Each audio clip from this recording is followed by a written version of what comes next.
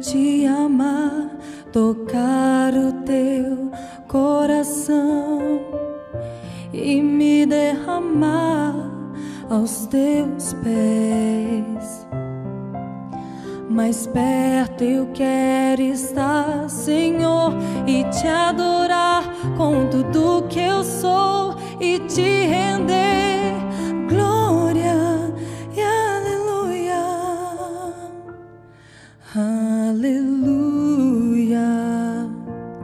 aleluia, aleluia, aleluia.